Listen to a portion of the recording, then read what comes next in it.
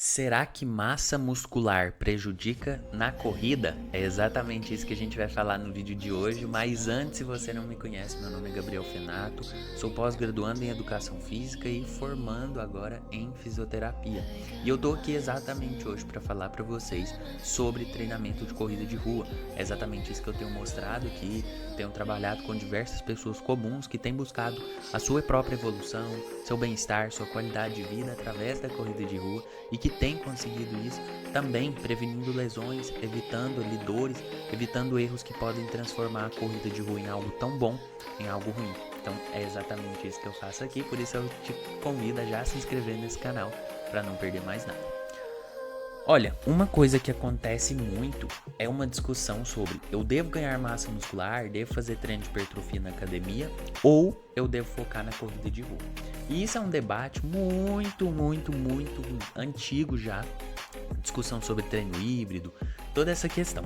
Mas a gente precisa entender isso muito além da ótica de uma performance específica ou um contexto específico e começar a entender se de fato ter mais massa muscular vai prejudicar o teu desempenho na corrida ou não, ou se existe sim uma correlação ou se não existe. E é exatamente por isso que a gente precisa começar delimitando algumas coisas. Pessoal, o primeiro conceito que a gente tem que entender é que a gente tem uma capacidade chamada VO2 máximo. O que é essa capacidade? Ela é a nossa capacidade de utilização do oxigênio. Então, é a capacidade de você captar, transportar esse oxigênio até as diversas células do corpo e então está realizando a utilização disso a nível de mitocôndria, que é uma organela dentro da célula, ou seja, é a forma como o seu corpo respira, basicamente. E basicamente a gente tem um potencial. Atletas de elite conseguem usar melhor esse oxigênio por causa de adaptações que vão acontecendo no corpo. E pessoas menos treinadas, sedentárias, têm uma capacidade péssima. Por isso que você pega uma pessoa muito bem treinada, ela faz um baita esforço e tá de boa. E a outra pessoa que é sedentária, anda ali 30 metros e já tá ofegante, já tá morrendo. Vai fazer um vídeo desse aqui, ela tá toda hora puxando o ar, aquela coisa toda. Então, basicamente, isso acontece justamente por conta dessa capacidade de utilização do oxigênio. Entendido esse conceito, a gente precisa entender um outro conceito chamado economia de corrida ou economia de movimento. E aí agora vocês vão entender exatamente onde eu estou tentando chegar sobre ter mais massa muscular ou não, de uma forma mais embasada, mais científica e não simplesmente opiniões, achismos. Então, essa capacidade de economia de corrida, o que ela é? Ela significa o seguinte: mesmo uma pessoa tendo uma capacidade de utilização do oxigênio muito alta, pode ser que ela tenha uma capacidade de economia de corrida menor. Ou seja, se fosse somente o tanto de oxigênio que a pessoa consegue usar, eu só faria um teste de predição ali antes da corrida, eu só faria um exame e basicamente eu já saberia quem é o ganhador das competições, mas isso não acontece. Tem vários exemplos na história da maratona onde pessoas com VO2 muito alto acabam ficando atrás nas colocações de pessoas que às vezes tem um VO2 máximo menor. Mas por quê? Porque é a sua capacidade de economia de corrida. O que é isso? Economia de corrida é quando eu consigo percorrer uma certa distância sem desgastar tanto o meu corpo.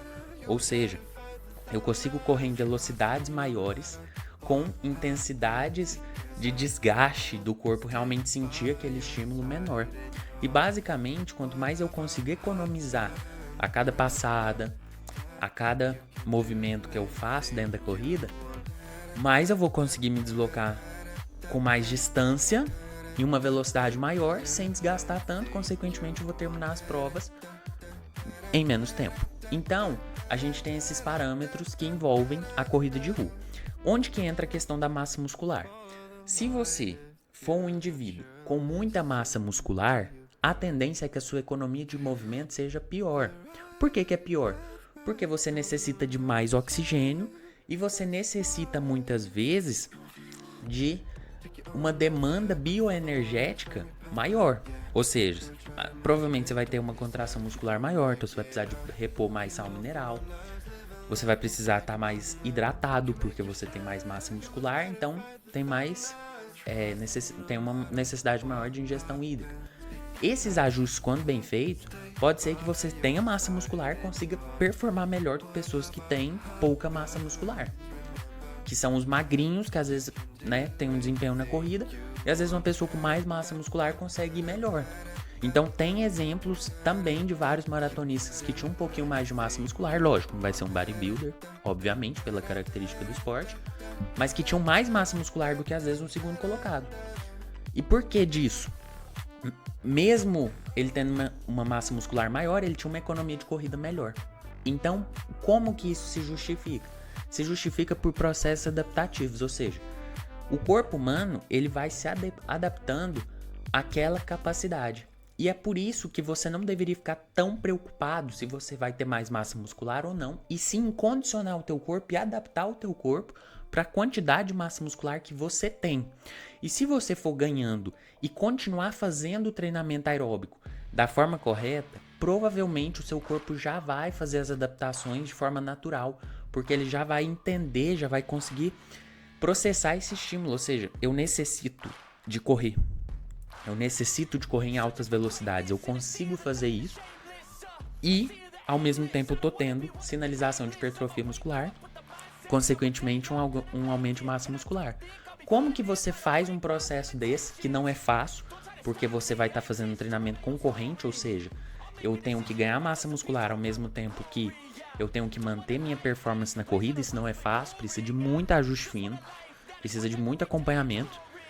Mas, quando você alinha a parte nutricional, fazendo superávit calórico e conseguindo repor a questão da hidratação, questão de sal mineral e alguns outros micronutrientes, e ao mesmo tempo você consegue encaixar o teu volume de treino para que você consiga sinalizar a hipertrofia muscular ao mesmo tempo que treina o aeróbico, a capacidade de endurance, de forma satisfatória, você vai conseguir.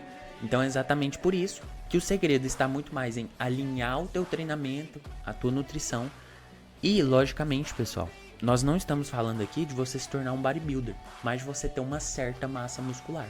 Então, principalmente para quem, e 90% aqui, está buscando qualidade de vida, bem-estar, saúde, é melhor que você consiga ter um certo nível de massa muscular, ao mesmo tempo que tenha uma capacidade boa na corrida.